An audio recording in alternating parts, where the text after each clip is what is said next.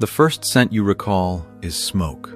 At 4 years old, your father took you to the battlefield. It wasn't an oversight, it was deliberate. This was the most vital lesson of the Uchiha tradition. Witness the real world. See how it truly functions. You stared at the bodies scattered in the mud for so long that your father eventually squeezed your shoulder, asking what you felt. You replied, anger. It wasn't fear. It wasn't disgust. It was rage. That this existed, that it could have been avoided, yet no one was clever enough to prevent it. You were only 4 years old, yet you already knew more about the weight of violence than most adults learn in a lifetime. The Uchiha district is a maze of narrow streets. Tiled roofs catch the rain in their corners. Lampposts cast a dim yellow glow. The clan crest, the red and white fan, is displayed on every gate, stamped like a promise of something permanent. Growing up on these streets, you learned the scent of every home. You know the name of the elderly woman selling senbei near the shrine. You know the Hisagi family eats early because their youngest son has lessons before dawn. Now, you are 13 years old. You are an ANBU captain. 13, a captain. Konoha never gave you a childhood. You simply surrendered yours. The Foundation's base is nothing but bare stone, nameless tunnels, hallways where the air stagnates because no window has been opened in decades. As you descend, every step feels colder than the last. The only sound is your own footfall and the echo it leaves behind. Danzo sits in the shadows, old, quiet. That eye covered in bandages hides things you don't yet know you should fear. He speaks like someone announcing the weather. No hatred, no urgency, just logic. He says the Uchiha clan will launch their coup. You already knew. Being a double agent for 2 years meant feeding the council intel while feigning loyalty to your father. He says Konoha will respond with total force. He says every Uchiha will die. Then he offers an alternative. He doesn't call it an alternative. He calls it an option. If you eliminate the clan before the coup happens, silently, surgically, without Konoha needing to expose itself, Sasuke's life is spared. Sasuke, spared. Hearing your 8-year-old brother's name from the mouth of a man ordering you to murder your family makes the stone walls feel colder. You feel the weight of the ninja toe on your back. The air remains stagnant. Danzo didn't threaten you. He used what you love most as leverage. The difference between a threat and an option is exactly what makes this worse. The third Hokage tried to negotiate. Shisui had a peaceful plan, the Kotoa Matsukami, capable of swaying Fugaku's heart without him even knowing. But Danzo had already stolen Shisui's eye weeks ago. The only peaceful alternative was destroyed before you even realized it existed.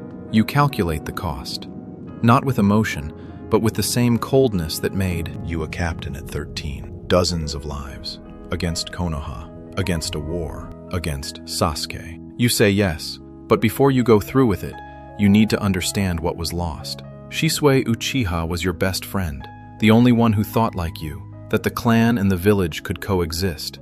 There was a path other than bloodshed. He possessed the Kotoa Matsukami, the most absolute genjutsu in existence, capable of implanting a will into someone without their knowledge. The plan was to use it on Fugaku to change the clan's direction from within. No battle, no death, no night like this. Danzo sent an agent, and Shisui was immobilized. He lost his right eye to Danzo while barely able to breathe. He escaped, reaching you on the banks of the Naka River. You saw the hollow where his eye had been. You saw the fresh blood. You saw the trembling hands of the strongest man you knew. He handed you his left eye, what was left, and said, "Protect this village for me." Shisui threw himself from the cliff into the river. He left a note saying he had destroyed his own eyes, a lie meant only to protect you. You awakened the Mangekyo Sharingan at the instant of his death. You felt your eyes burn, a searing heat behind the eyeballs that radiated through your neck. That pain will only grow every time you activate this ability. Every time you use what Shisui cost you, it will hurt more. The blade he left you consumes you as you wield it. The clan blamed you for Shisui's death. They thought you forged the note. Trust evaporated. The coup accelerated. And Danzo waited. There was no alternative. Not because you didn't look for one, but because it was stolen before you had a chance to use it.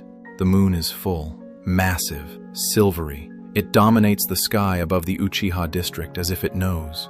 Walking the streets, you hear crickets and cicadas, sounds that were always here. Sounds you never stopped to notice because there was always something urgent. Mrs. Yuki's senbei. Shop is closed. Lights out. She will open tomorrow morning. She will, but you see the crest on every wall. The red and white fan you've worn since you could stand. The symbol is stitched into the memory of every good thing that ever happened to you. The first time Sasuke called you brother with pride in his eyes. The first time Shisui laughed at that stupid thing you said near the shrine. Your mother's voice calling you for dinner. You stop in front of a random house. A light is on in the window. A shadow moves inside. Someone who doesn't know. Someone about to go to sleep. You feel the ninja toe on your back. The straight blade. The black scabbard. You learned as a child that the instrument determines the action. A shinobi's sword isn't decoration. It is intent materialized. The Mangekyo activates. The world turns crimson. You see through the red of the Sharingan. Every human figure behind the walls appears as a chakra aura. Living. Pulsing. You see more than you should. Your eyes burn as blood vessels in the eyeballs press from within. Your vision deteriorates. Every activation consumes a piece that won't return. You are destroying your own eyes to see what you are about to destroy. There is a mechanism. You know it because you spent years training to access it. It's the place behind emotion, where a shinobi operates when they cannot afford to feel. You don't turn off your feelings. You place them in a separate chamber. They roar inside. You know they're there, but you operate from somewhere else. You begin. The first person you encounter is Izumi Uchiha. She has feelings for you. You know. You've always known. And you never said anything because there was never space. You activate the Mangekyo. Your eyes burn. The crimson blade of the Tsukuyomi opens around her. Inside the Genjutsu, you give her a lifetime. Over 70 years compressed into fractions of a second. A life with you. Quiet, domestic, in Konoha. Marriage, children, growing old together, dying of old age. Izumi opens her eyes for the last time and smiles. She thanks you for the life you gave her before taking the other.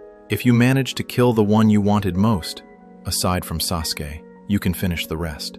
That's the logic. That is how you use love as an anesthetic. Obito covers part of the work. That's the deal. His Kamui dissolves their presence before a scream can even happen. You handle the shinobi, the military police, the ones who would fight. The streets you know by heart become something else. The scent of aged wood and tatami mats turns into that metallic smell, copper and iron, that war leaves behind. You pass a window and recognize a voice, a neighbor, someone you keep going. You keep going. The separate chamber holds, barely, but it holds.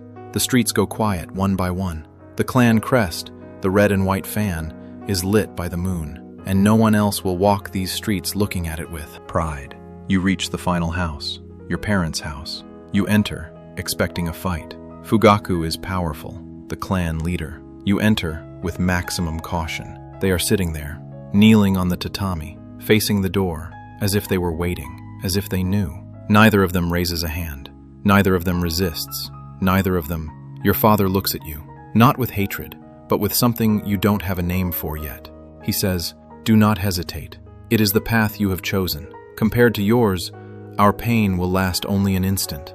Even if our philosophies differ, I am still proud of you. You truly are a gentle child. A gentle child. The man who led the coup. The father who used you as a spy. This man sees through all of it and calls you a gentle child while waiting for you to kill him. The separate chamber. It cracks. You feel it. Everything. All at once. Like water bursting through a fissure. Your eyes burn, and not just from the Sharingan. The tears are hot on the cold. Night air. Your mother speak. One sentence. Itachi, just promise me you'll look after Sasuke. She didn't ask for an explanation. She didn't ask for mercy for herself. She asked for the only son who would remain. With that absolute love that asks for nothing in return, even when she had every right to ask for everything, you promise. You kill your parents while weeping. Fugaku falls over Mikoto. A father's body protecting a mother's body in death. A final, silent declaration. The position he chose was protection. You stand over two bodies that died proud of you, and that is what makes this night impossible to carry. Suddenly, you hear the footsteps. Quick, light, unmistakable. Sasuke, 8 years old, returning from the academy. You miscalculated the timing, or perhaps you calculated it perfectly, and some part of you needed him to arrive. You will deny this, but the doubt will stay with you forever. The door opens. Sasuke looks into the room. He sees his parents' bodies. He looks at you. Somewhere inside you, the person who was crying seconds ago sits in the dark and closes the door. The one standing isn't you. It's what Sasuke needs you to be. You say, "Foolish little brother, if you wish to kill me, hate me, detest me, curse me, and survive in an unsightly way, run, and cling to your wretched life." You say you killed the clan to test your own capacity, the most carefully constructed lie of your life. You say he's not even worth killing. Your voice doesn't tremble. You don't let it, because if it trembles, the lie fails. And if the lie fails, the plan fails. And if the plan fails, Sasuke has no reason to live. You activate the Tsukuyomi. Your eyes burn more than ever before. The crimson pattern of the Mangekyo spins.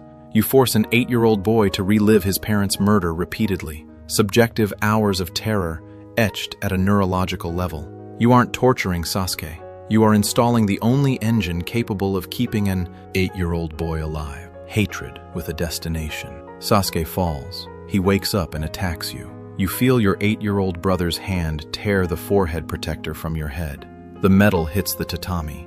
The sound echoes in the silent room. You look back. The tears return. For a second, just one, you pick up the protector. You watch Sasuke pass out. That scratch on the forehead protector, that tiny mark, it is the only physical proof that you felt anything. You leave the room. You leave the district. You walk through empty streets that still carry the scent of your childhood. You reported to the third Hokage. Hiruzen listened in silence. He promised to protect Sasuke. He promised to maintain the story. That you acted alone, out of ambition, out of madness. Konoha needed a monster. You delivered one. You went to Danzo separately. You looked at him with the same voice you used with Sasuke, that voice that doesn't tremble, and told him that if anything happened to Sasuke, you would reveal every one of Konoha's secrets to every enemy nation. Danzo believed you, because that's the kind of threat only someone with nothing left to lose can truly make. You joined the Akatsuki. You maintained the image of a criminal. You continued monitoring from the inside. You waited for Sasuke to grow up.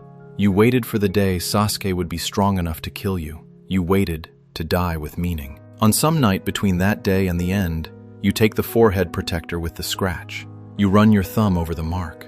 You think of the 8-year-old boy who attacked you while he could barely stand. The only human being who fought back that night was the boy you came to save. And that will be the most beautiful and most destructive thing you carry. Many years later, resurrected during the 4th Shinobi World War, you finally tell Sasuke the truth. You say you always lied, that you kept him at a distance, that if you had gone to him from the start and looked into his eyes and told him the truth, maybe it wouldn't have come to this.